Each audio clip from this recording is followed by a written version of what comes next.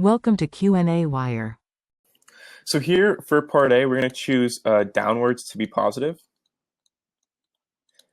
And if downwards is positive, this means that the acceleration would be equal to g, which would be equal to positive 9.80 meters per second squared. And we can say that Vy final squared equals Vy initial squared plus 2g delta y. In this case, delta y would be the height from which the car is dropped. And we know that the initial velocity of the car is going to be 0. So we can eliminate this term.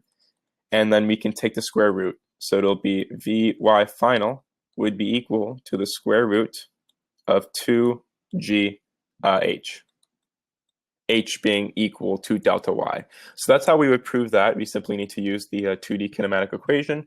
And then for part B, it's asking us to solve for the height and then plug in essentially 50 kilometers per hour. So what height corresponds to a final velocity of 50 kilometers per hour? First, let's solve for the height. The height would then be equal to Vy final squared divided by 2g. And we know that Vy final would then equal 50 kilometers per hour.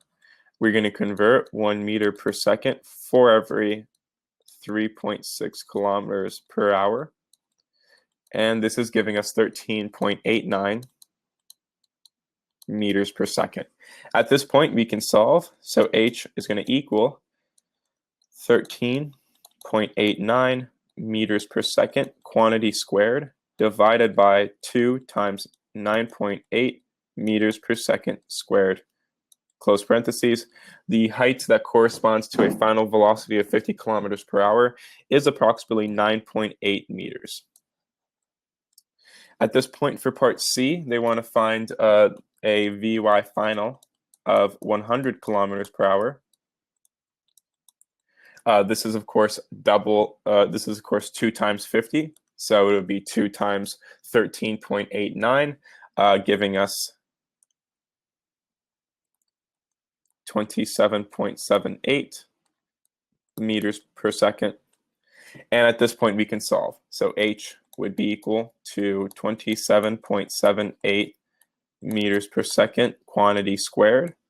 And then this would be divided by 2 times 9.8 meters per second squared. And we find that this corresponds to a height of approximately 39.4 meters. That is the end of the solution. Thank you for watching.